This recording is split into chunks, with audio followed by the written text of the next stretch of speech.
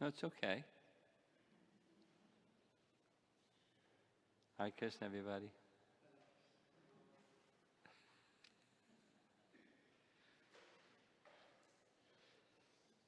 I'm late, but you're on time. So I'm just going to begin because you've had nice kirtan for a while.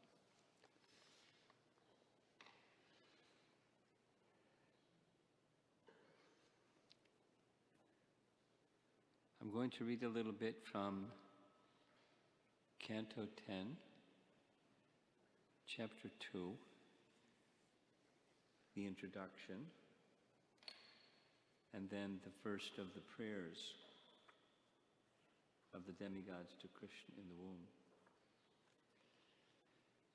The chapter introduction begins.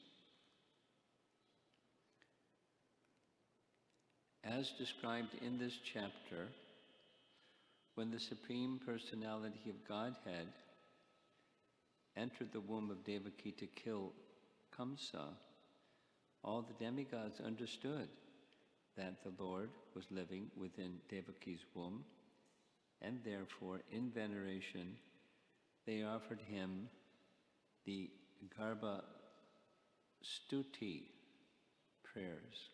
Garbha Stuti. Stuti. This, the prayers within the womb. Paragraph. Kamsa, under the protection of his father-in-law Jarasandha and with the help of demoniac friends alike.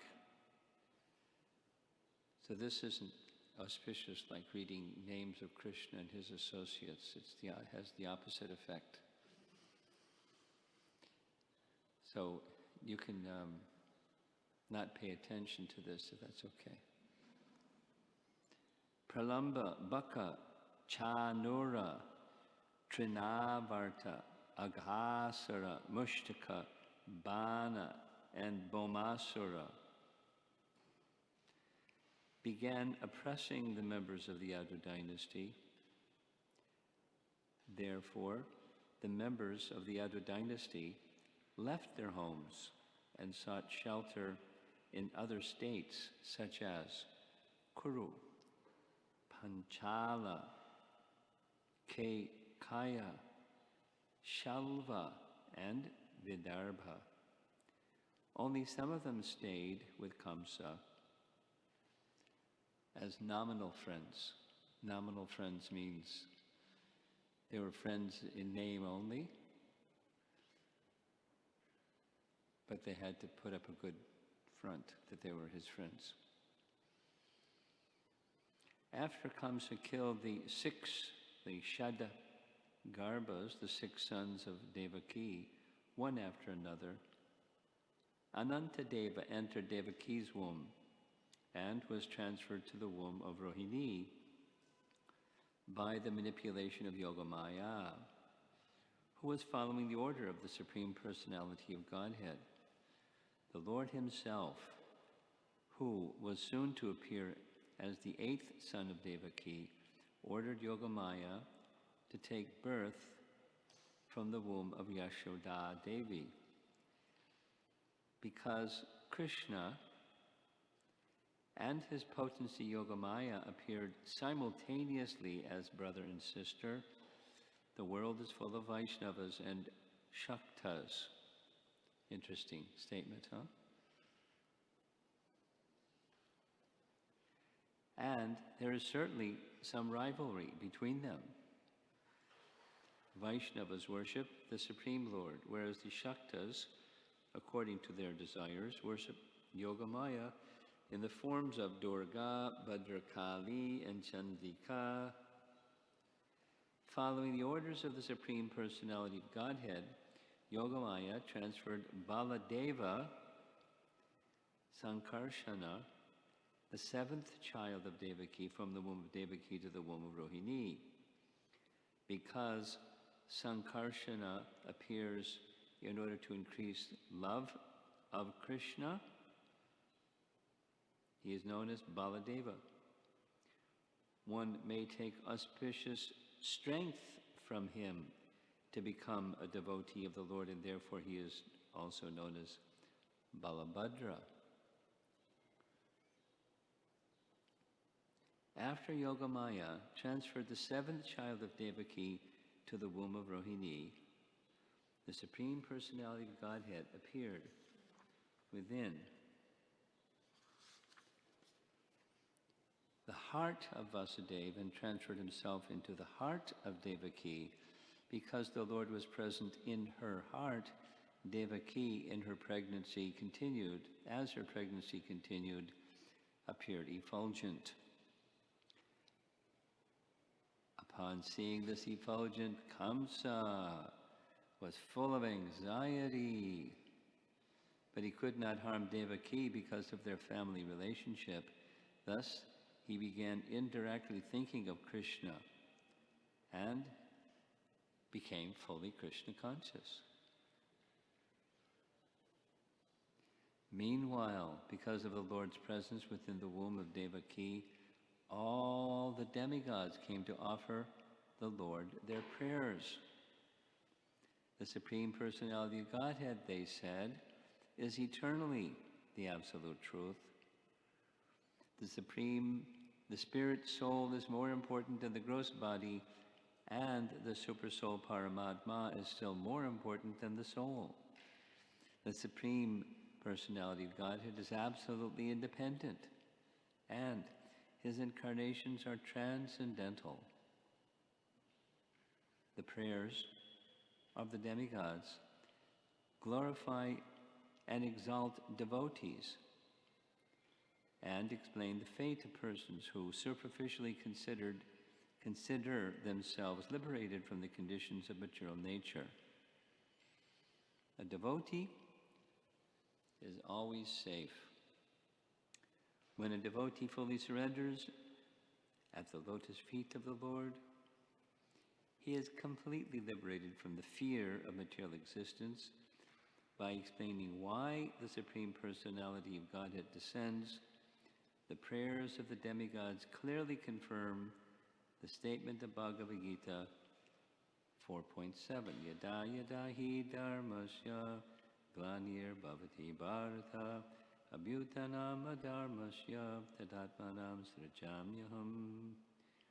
Whenever and wherever there is a decline in religious practice, O descendant of Bharata, and a predominant rise of irreligion, at that time I descend myself.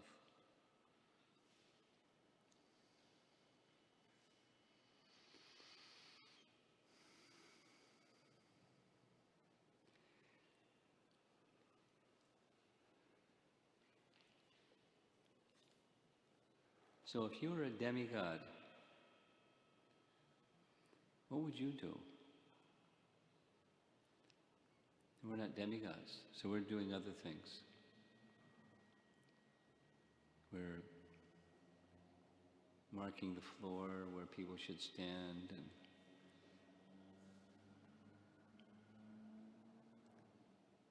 planning the ways in which the deity will be worshipped tomorrow, and garland makers making garlands, and the cooks making preparations, and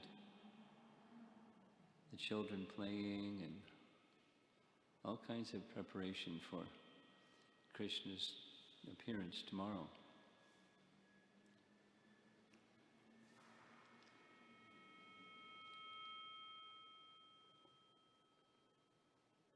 But if you were a demigod, you would do what the demigods do. They had appealed to Krishna, to the Personality of Godhead, the Lord of Svetadweep, Kshirodakshay Vishnu, to help and give protection from the demoniac kings. And there were a lot of them. Many, too many.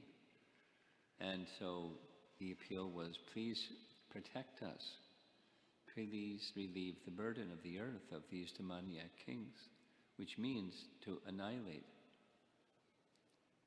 to kill. And in the killing Krishna liberates.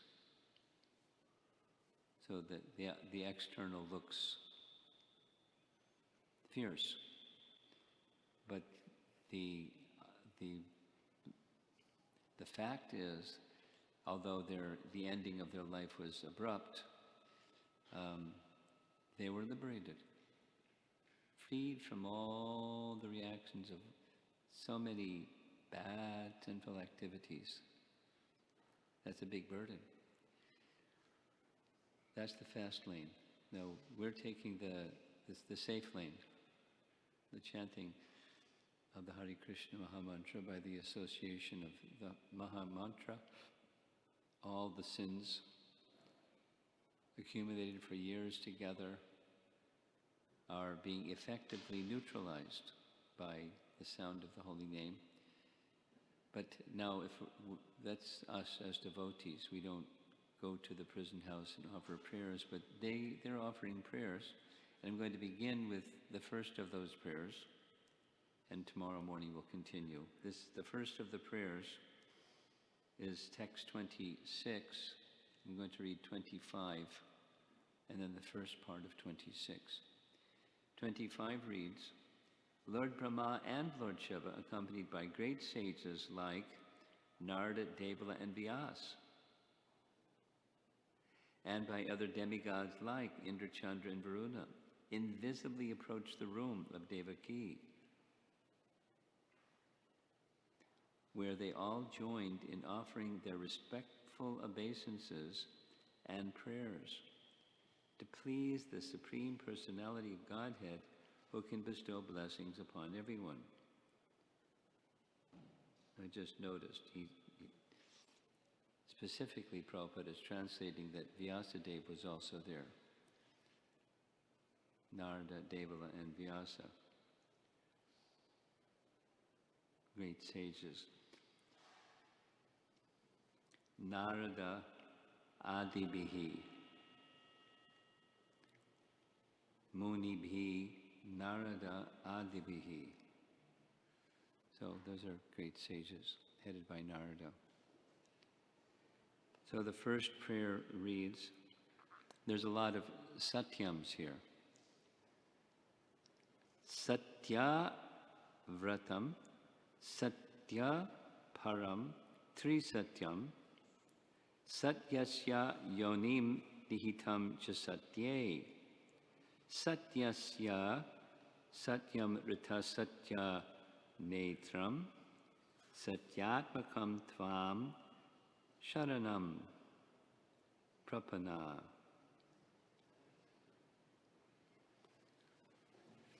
We know from the beginning of the Bhagavatam, Satyam Param Dhimahi, that the Bhagavatam itself is a meditation upon the Satyam Param, Parasatyam, the supreme absolute truth. So that's here, and the demigods there also extolling the qualities of the Supreme Personality of Godhead as, O Lord, you never deviate from your vow, which is always perfect because whatever you decide is perfectly correct and cannot be stopped by anyone. Being present in the three phases of cosmic manifestation, namely creation, maintenance, and annihilation, you are the supreme truth. Indeed, unless one is completely truthful, one cannot achieve your favor, which therefore cannot be achieved by hypocrites. You are the active principle, the real truth in all the ingredients of creation, and therefore you are known as Antaryami, the inner force. You are equal to everyone, and your instructions apply for everyone, for all time. You are the beginning of all truth, therefore offering our obeisances, we surrender unto you. Kindly give us protection.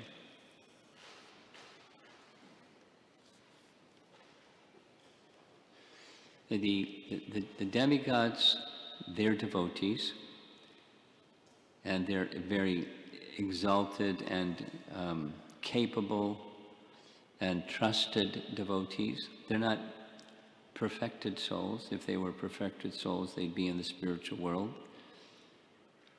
They also have some interest in the material world, interest in controlling some aspect of the material world. Therefore, they're given bodies and they're given some services corresponding with their interest and their capacities. But their capacity is specifically, it's empowered by Vasudeva.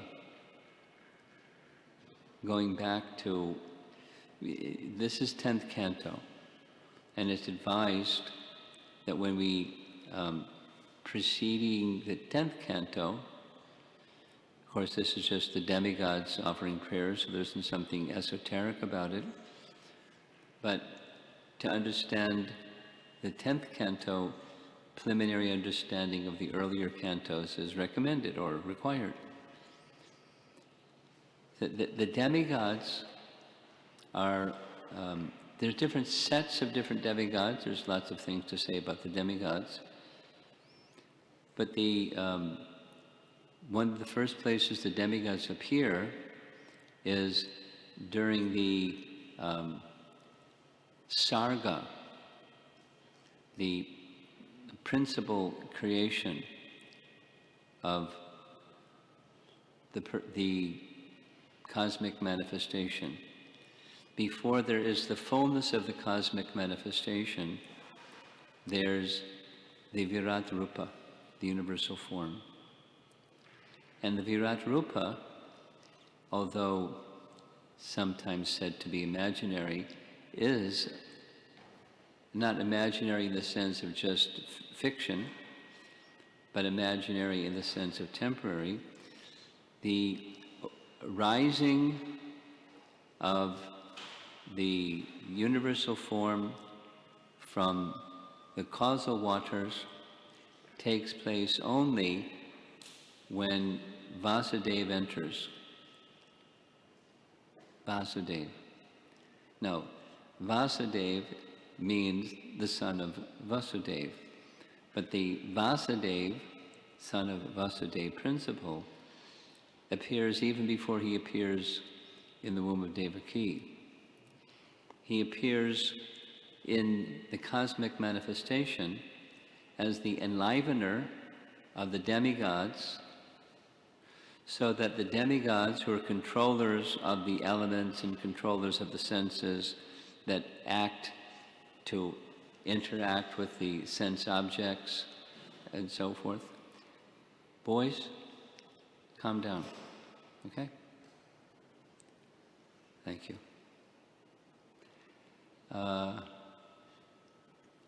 They want to, the demigods, in short, the demigods can't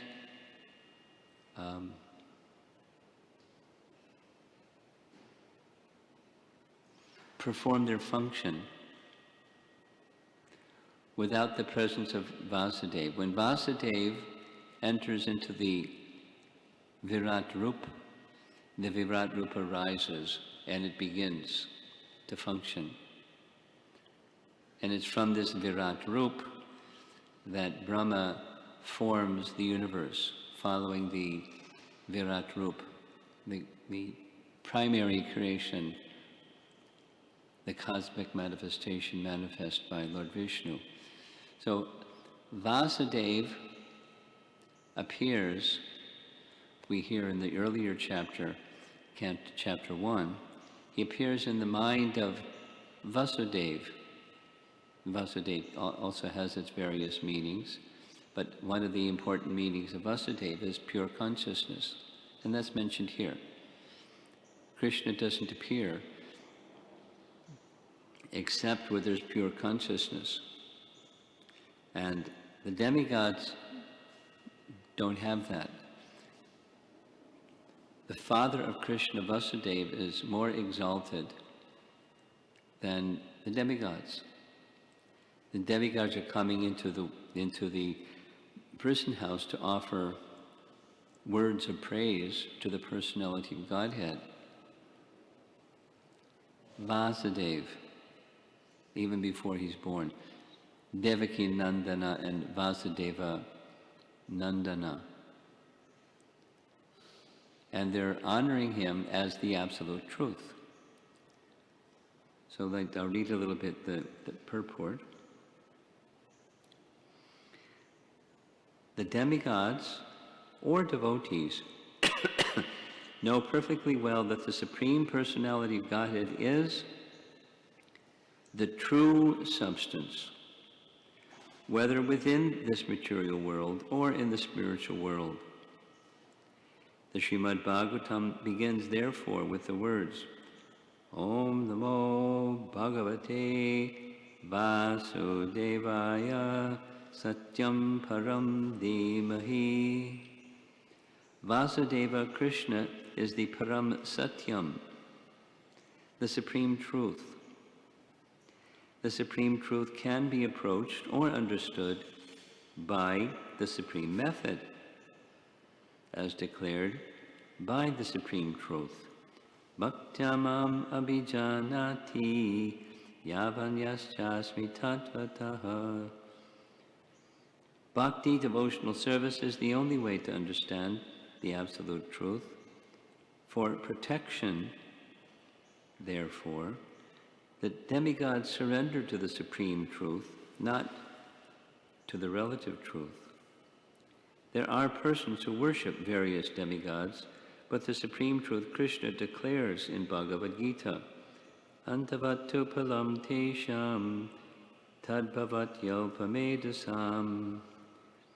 Men of small intelligence worship the demigods, and their fruits are limited and temporary. Worship of demigods may be useful for a limited time, but the result is antavat, perishable. This material world is impermanent. The demigods are impermanent, and the benedictions derived from the demigods are also impermanent, whereas the living entity is eternal. Nityo nityanam chetanas chetananam. Every living entity, therefore, must search for eternal happiness, not temporary happiness. The words Satyam Param Dhimahi indicate that one should search for the absolute truth, not the relative truth.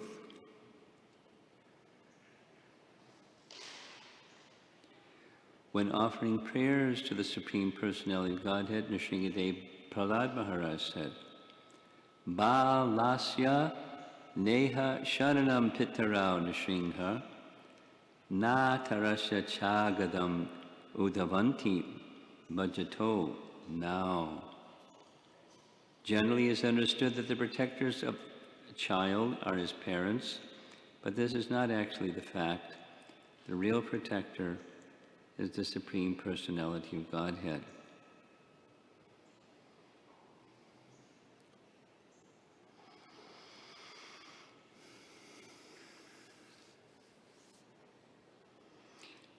The Personality of Godhead's position is not easy to understand because he is the repository of all existence, and all existence includes even things that are apparently contradictory within the Supreme Lord. All apparently contradictory existences reside within him. There's an example given here because of time and I'm late. I'm not going to go into it all. We'll continue tomorrow. The sky, in the process of creation, in the sarga process of creation, the sky is there, and from the sky comes sound. This is the material sound from the material sky. And then from sound, all other elements manifest. So the primordial material element, or the most subtle of the material element, is the gross material elements, is sky. And the sky, when we think of the sky, it's the big bowl up above the planet Earth, something like that. That's the sky. And we look up in the sky, depends on where you are. Sometimes you'll see stars. If you weren't in a city, you'll see many more stars than you'll see when you're in the city, but they're there. There's the stars in the sky. And it's beyond the atmosphere of the air, but it's the atmosphere of the air is within the sky. And the wind is blowing within the sky. So all things similarly are, as the air is blowing within the sky is the more subtle, everything is resting in the sky. Similarly, everything is resting in Krishna. And the sky is that which everything is resting within, and the sky is also within everything.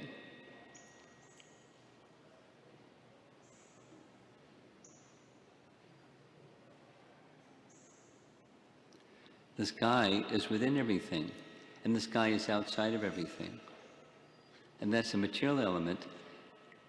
Krishna is the basis and support of everything, not just the sky. He's the basis and support of the material and the spiritual.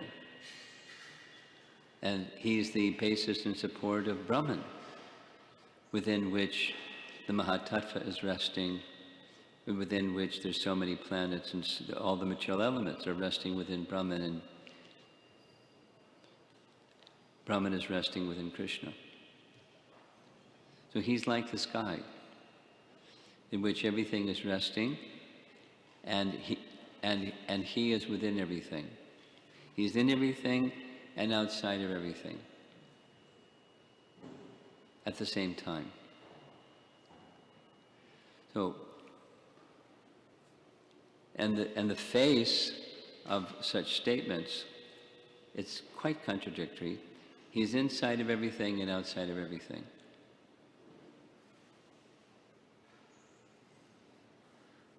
If it's going to be this, it can't be that. If it's going to be that, it can't be this, because they're opposites, inside of everything and outside of everything. We're in the temple room, or we're outside the temple room, but we're not simultaneously inside the temple room and outside the temple room. Physically, materially speaking, these are opposites. One contradicts the other. Within Krishna, all contradictions are resolved, because within Krishna is everything. It kind of sounds like, cute double talk, but existentially, that's Krishna's position. Since he is the source of everything, everything has to be within him. And if everything is within him, then even opposites are within him. And he's the resting place of all opposites. So the demigods are understanding that. Shri Shri Kishore Kishori Ki Jai. And they're expressing that in very eloquent prayers. Now, one of the main points in the conclusion of this first prayer is they're seeking protection. Now, he's the right place to go to seek protection, because he's the rest and the shelter of everything, and he's Bhagavan. He has all strength, and any strength that exists is subordinate to his strength. It's derived from his strength, so he's the source of protection. They're rightly seeking protection from him. They sought protection from him at the shore of the Milk Ocean, and now they're seeking that same protection from him within the womb of Devaki. He's outside of everything, and he's inside of everything. He's the supreme truth. because he's the source of everything. He's within everything and outside of everything simultaneously. It's quite a mystery, but they understand the mystery. They understand the mystery because of their devotion. Because of their devotion. They're oppressed by the demigods, by the demons, and Mother Earth in particular, oppressed by the demons on Earth, and so they're seeking Krishna's protection. And as the chapter unfolds, they're regularly witnessing each of the pastimes of Krishna's killing of demons in Vrindavan. They're there to celebrate, playing on drums and kettle drums and showering flowers and singing praises of Krishna because he's the upholder of his word. That's what the verse is saying. You never deviate from your vow, which is perfect because whatever you decide is perfectly correct and cannot be stopped by anyone. One of the names of Vasudeva, the father of Krishna, is Anaka Dundubi. I just learned this. Anaka and Dundubi mean drums and kettle drums. That's the meaning, Anaka Dundubi. And he was given that name because when he was born, from the sky, there were sounds of drums and kettle drums, audible by everybody. So the name stuck. Honoring a person, he, Vasudeva specifically, was being honored even at his appearance by the demigods as one who upholds the truth. We find that as feature of Lord Ramachandra, the personality of Godhead.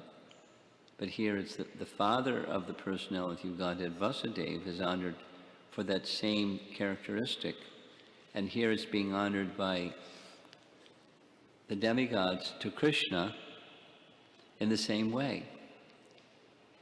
As Vasudeva Krishna, he keeps his word. He indicated to the demigods he would appear in this world and give protection. And he hasn't done anything yet. He's still within the womb of Devaki, but they're confident of his protection. Even they're confident of his protection, they need not even ask for his protection, but they're asking for his protection.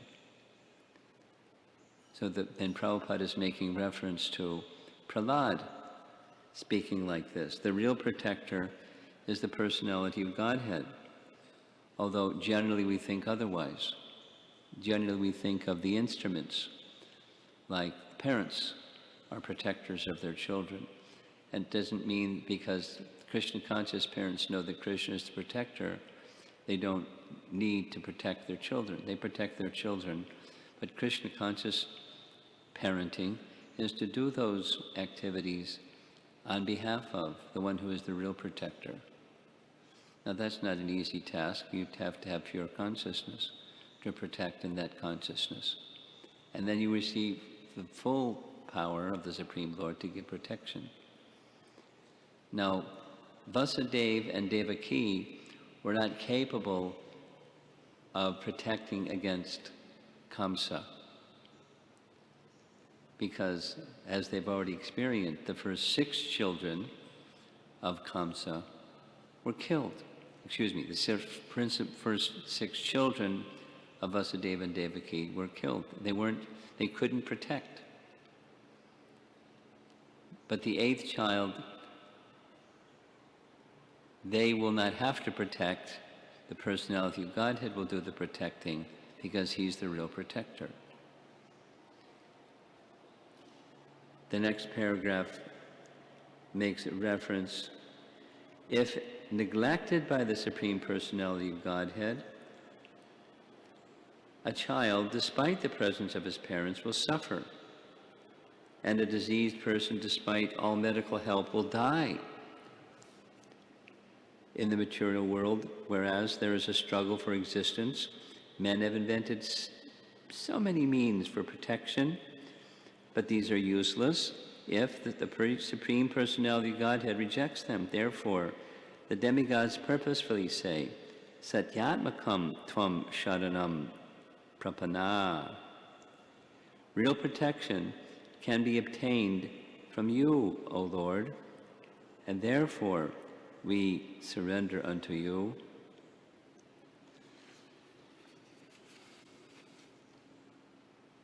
Is it seeing the Supreme Lord as one's order supplier to ask for his protection?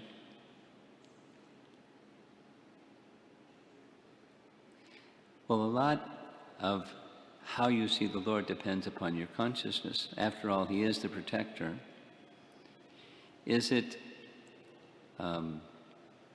inappropriate for children to turn to their parents, their protectors, and seek protection?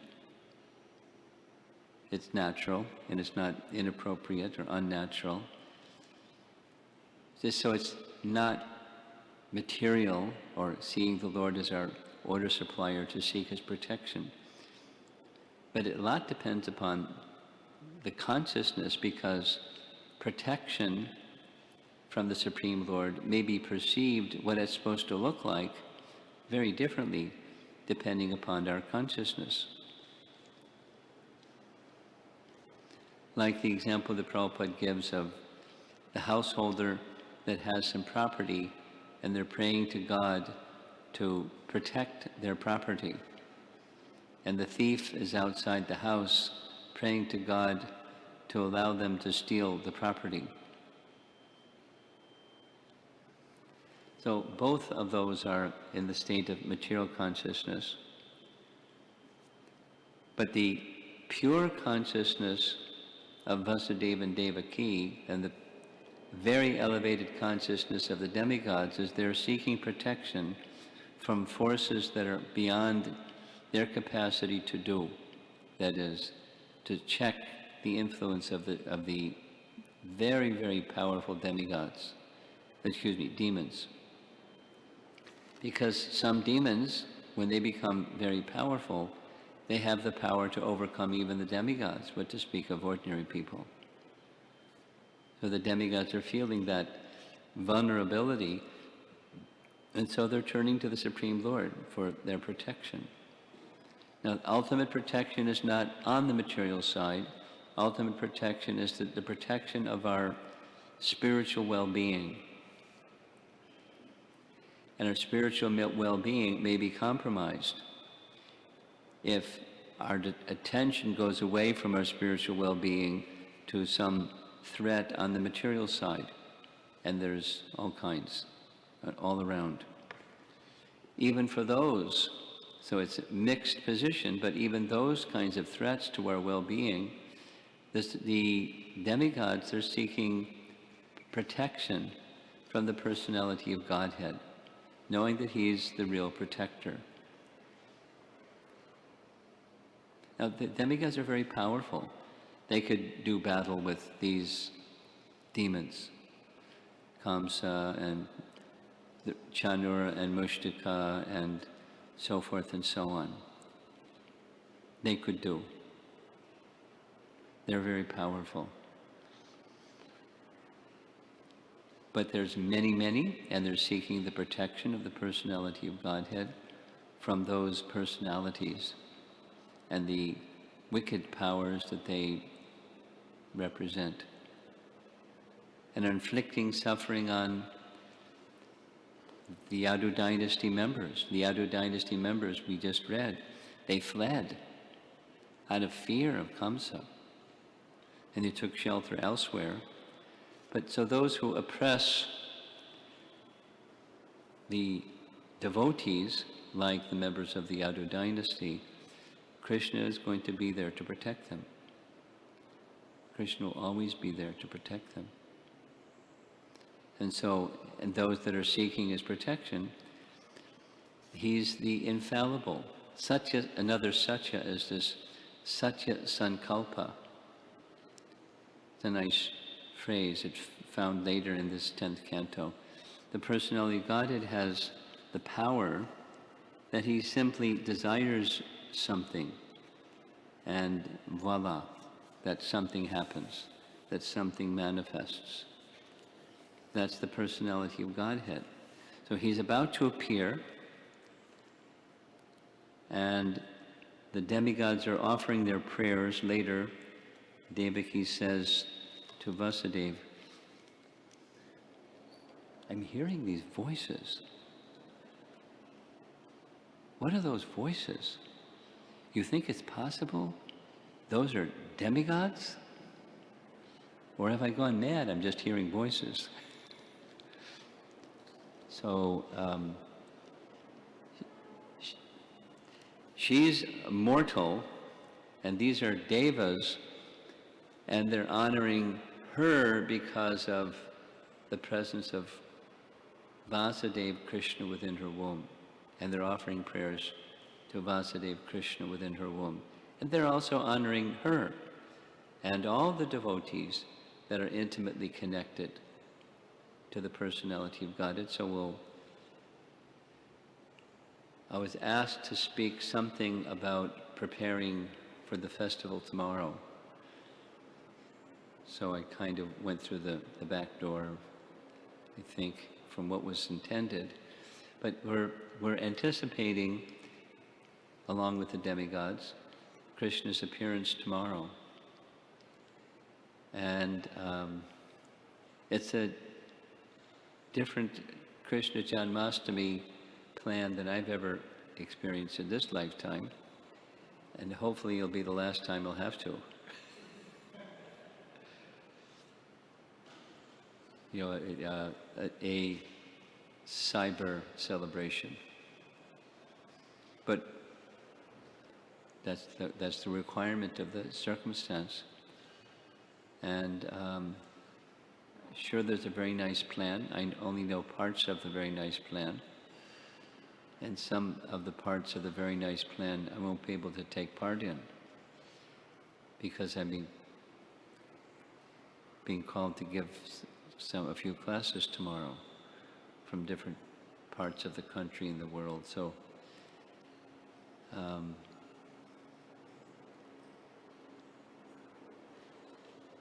sure I'll get a picture of the plan once it's published. Maybe by now it's published. But we certainly won't have to have the car parking problem.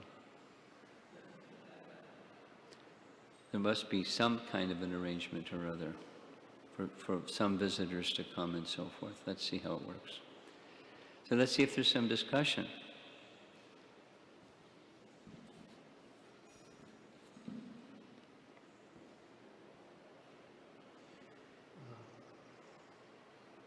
I don't have the question formulated.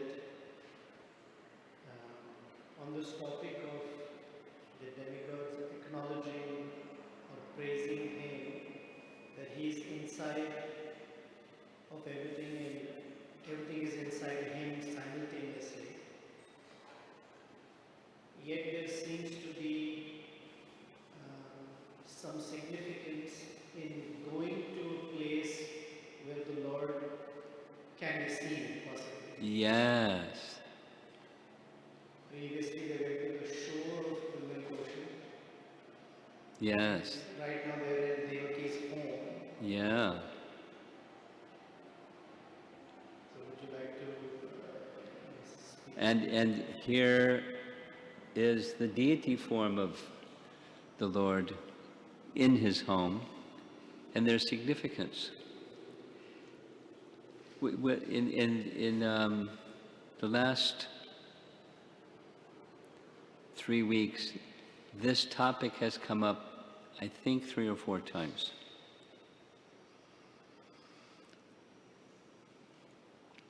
And there's different ways of addressing it. But yes, the Lord is all-pervasive. He's within everything. And yet we find, and there are persons who, by their strength of meditation and by the strength of their devotion, they can see the Lord everywhere. They can see the Lord in their heart, or they can see the Lord everywhere, and yet there's something not exactly the same with that experience as seeing the Lord directly before them in his original form. And that's what's about to happen. In his Svarup, he's going to appear. And there's something very special. Besides knowing that he's in Svetadweep, or knowing that he's in the heart, or knowing that he's within every atom, or knowing that he's within everything material and spiritual, seeing his form, this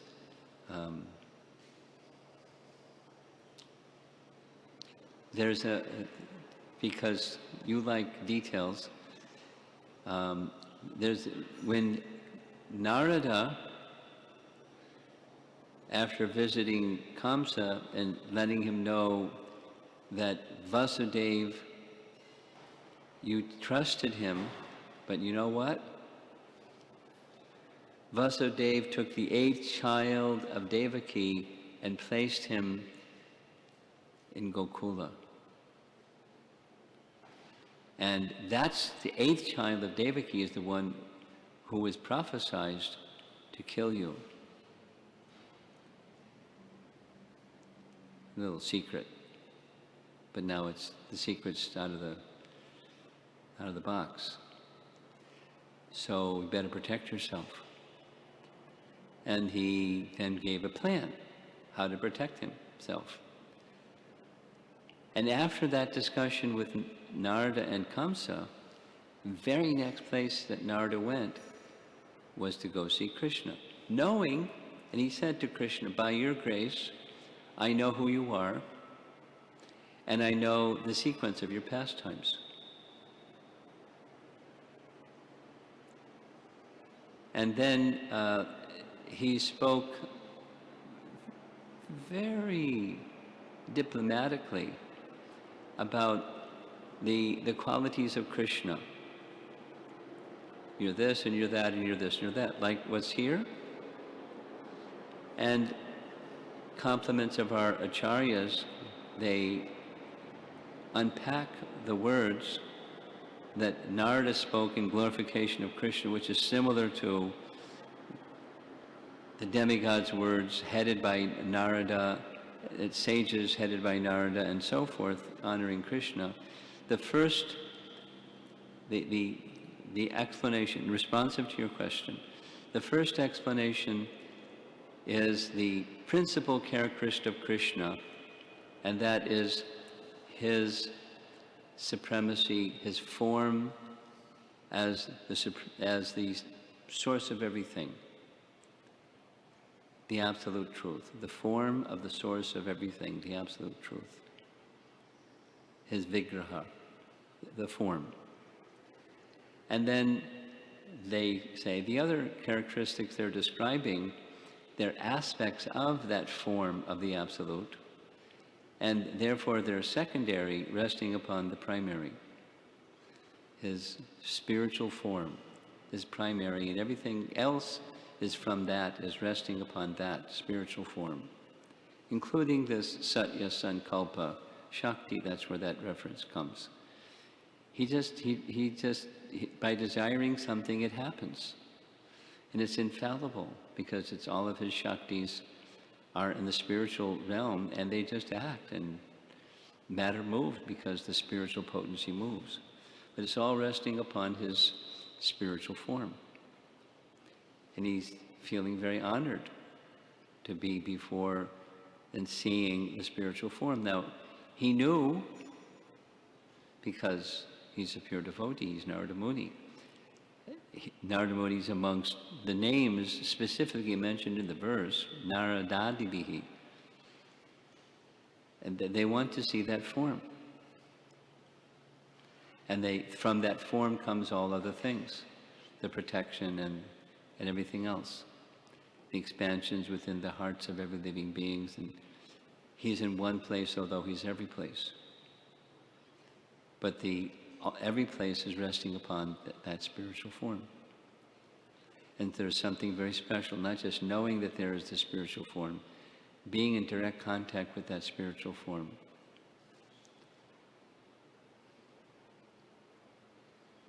Being in direct contact with that spiritual form just by seeing,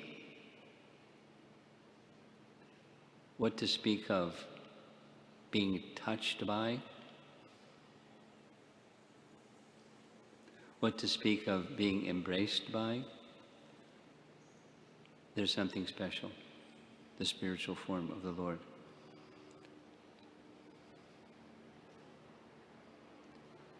You have something? Oh, you have something, okay. Hare Krishna. I found it interesting that, as you mentioned, Brahma, Narada,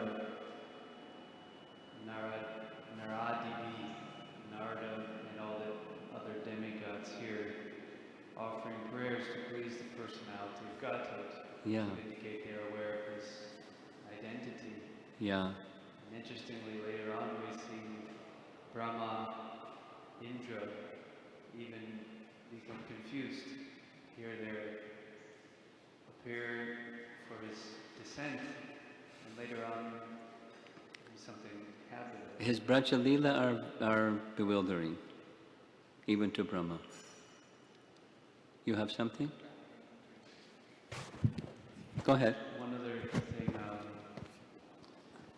Prabhupada mentions how it's impossible for those in the mode of passion and ignorance to understand the personality of Godhead.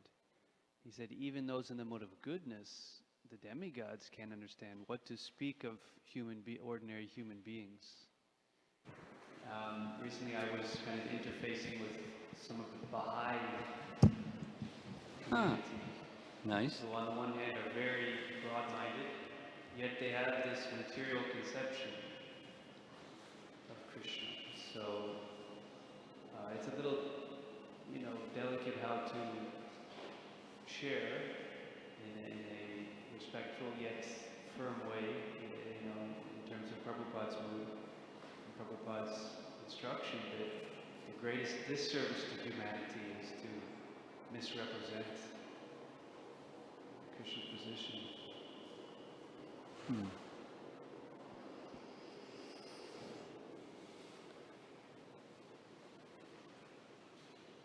Well, Prabhupada goes further.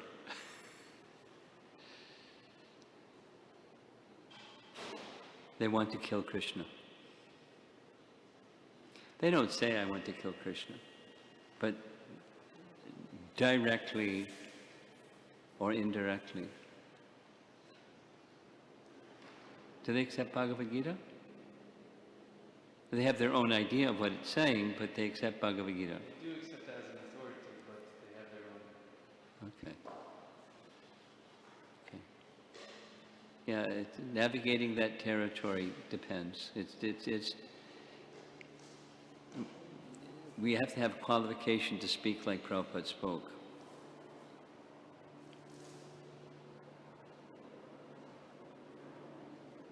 Time, place, and circumstance.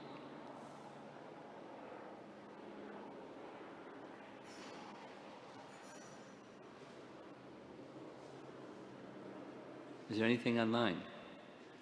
There's a couple of questions online. Okay. The first one's from Sanchari Mataji. Is there any significance to Krishna appearing on an Ashtami?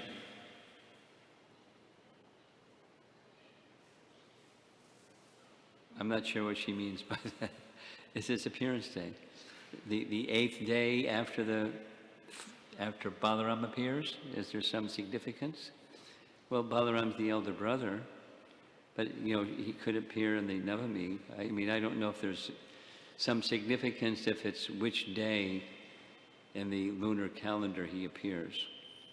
But he likes that day, so he appears. There may be some astrological significance that I'm unaware of. Go ahead. This is from Amar Mataji. Krishna's protection is spiritual, not material. Does it mean that he protects our faith in his protection Yeah, from going down? yes, that's his protection. Okay? Thank you very much, Prabhupada Ki Jai.